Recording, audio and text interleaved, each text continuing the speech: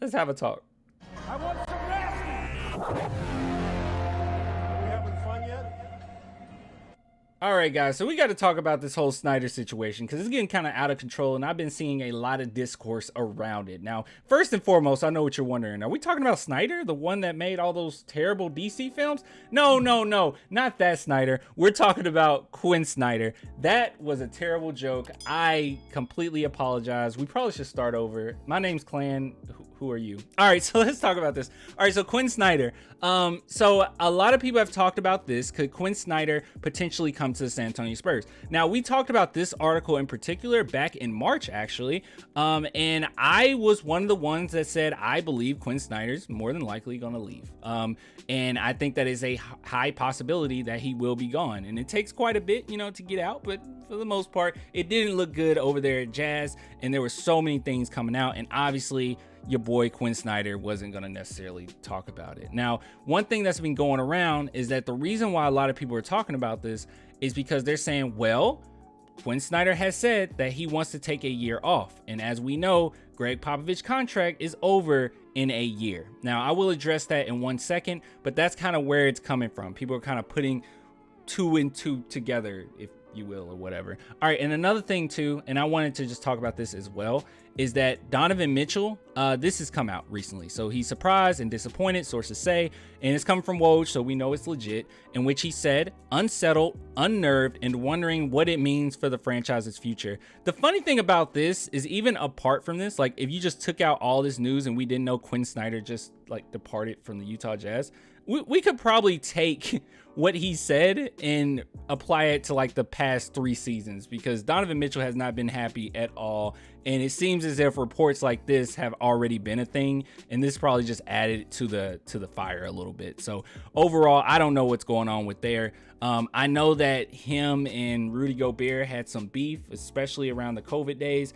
The COVID days is still going on, but COVID just a couple years ago when it first started, and rightfully so. But even then, they said that they hashed things out and they're cool now, but I don't know if I necessarily agree with that. But I think it's way more to it than just that. And he's been having some issues with the front office in general and some of the moves that they've been making lately. So I don't know. It's all over the place. But the reason why I wanted to bring this up is because I just didn't want you to necessarily just blame Quin Snyder for that whole situation in Utah Jazz. I don't think that that's the case, nor do I think that the players hated Quin Snyder or had a lot against him necessarily. It seemed that if they were okay with them, and even Donovan Mitchell just coming out, it shows that he's like, dang, I thought I had my coach, but I mean, I'm not in on the loop on this one. So it's all over the place there. So Quin Snyder, though, would I want Quin Snyder to come to the San Antonio Spurs? Well, some people have made the argument that he does have connections to the Spurs because he's coached our D-League team before.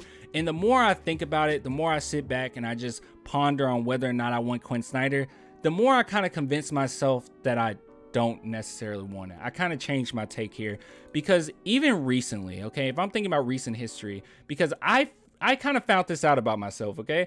I'm holding on to the Quin Snyder from like 2016, okay? And even that team lost in the conference semifinals. But I'm holding on to this because I remember that team playing such great offense. And as you know, post 2014, a lot of teams, or at least quite a few teams, have kind of tried to mirror the San Antonio Spurs success around that time. It didn't last long. The Atlanta Hawks, Utah Jazz, it didn't last long, but it was definitely a thing and we saw it. So I was kind of in love with their offense. And I thought that, hey, they have a lot of talent, and on top of it, they're playing the right way. But to be honest, to be completely honest, over the past, I would say 4 years, they have been stupidly disappointing. Now, this is why I don't understand, okay? A lot of Spurs fans are very quick to get Greg Popovich out the door, okay? They've been saying Greg Popovich has been losing, he's been trash, he's been awful. We got to get him out of the door. We need a new face. Now, the last part of that, I don't necessarily disagree with, and we'll talk about that in a minute, but the whole thing of he's been bad or he hasn't adjusted to the NBA, it's bull, it's bogus. He's still a great coach. And you got to keep this in mind for people that want Quin Snyder so quickly, like, we got to get Quin. What has he done over the past 4 seasons? I mean, really 6 seasons, but 4 seasons that makes you want to just pull him in and get super excited. There's nothing to really get excited for. And on top of it, to make this even worse, these past 4 years, I mean, really 6 years, really his whole career. But what makes it worse is that he's had way more talent than the San Antonio Spurs since, I would say, 2018. Like, his teams have been way better than ours right now as far as pure talent, pure young talent. He's had more talent. But when it comes to us, Pop is kind of working with nothing. And not only that, I believe and I know, we use these ifs, whatever, but I just believe if Kawhi would have stayed with the team in 2017, we would have had at least a couple championships, because this team was built around him. Okay, they had him in mind when they were building this team. Even the addition of DeJounte Murray was supposed to be a compliment to Kawhi Leonard, but that's besides the point. We don't have to go into that. But overall, what I'm trying to say is I'm not as excited about bringing Quin Snyder in, only because he hasn't really been that successful himself. And I think that our need or our want to have a fresh face is so aggressive to the point that we'll ignore things like this. I don't think that you need to ignore this. Now, here is the question next, okay? Do we bring in Tim Duncan? Well, okay, here's my hot take, all right? I'm stumbling on my words because this isn't going to be popular. I don't think Tim Duncan's a good coach. I think he can become a good coach.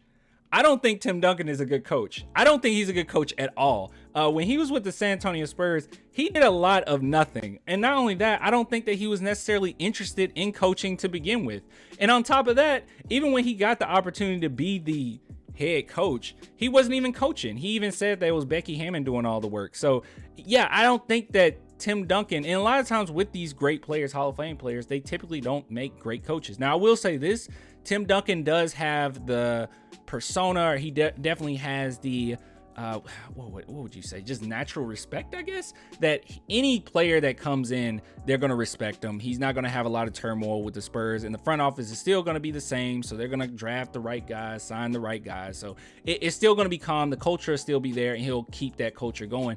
But Tim Duncan has shown no interest in coaching ever. And I don't necessarily think that we really want Tim Duncan to come in, especially when he was a coach for like a short period of time, and then he like bounced. He's like, yeah, I'm gone. So I don't know if I necessarily want Tim Duncan. Another thing too is some people have asked about Manu Ginobili. Well, I believe if Manu Ginobili was the coach, it would be the most erratic offense you've ever seen in your time. I'm just kidding. No, Manu Ginobili, I think he would make a genuinely decent coach. But guys, it's something about Greg Popovich that's going to be really hard to fill the shoes of. Now, I will say this, and I'll be real here, okay? I think if the Spurs bring in a coach, because I personally wanted Becky, but I don't know if she'll come back, and she's doing such a great job in the WNBA now, so I don't know. But if we can't get Becky, if Becky's like, yeah, I'm not coming back, I think Messina would be a perfect coach, okay? He would be perfect because he does have a crazy great basketball mind. But I also believe that maybe just once Popovich decides, okay, because a lot of people want to push him out the door. Once Pop decides, it has to be Popovich's decision, all right? No one's pushing him out of the door, and I'm okay with that. I think that you probably need to just get a fresh face. Maybe somebody who you don't know, and I know this sounds weird, but somebody you might not know a ton about, where they can kind of just build up from the floor up, okay? Because those first initial seasons are going to be rough.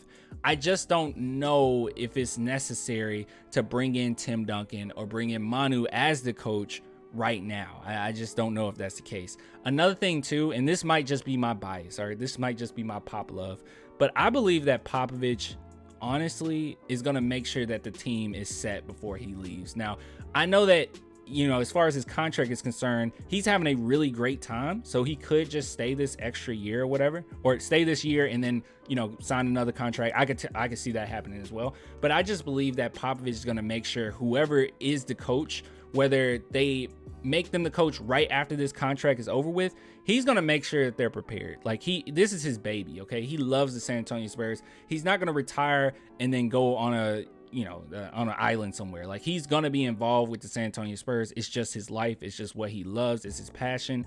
And he's going to make sure whoever that coach is, that they're going to be ready. He's going to be able to, have an open line to them. This is just what I believe, okay? It's nothing that I know, certainly, but I just believe that he's going to have some type of connection to whoever is going to be the next head coach. So regardless of what happens, even though we're going to struggle after Popovich leaves, I still believe that we're going to have some type of good foundation there because Pop is still going to be helping. Now, I want to say this too, and I'm just going to get this out of the way.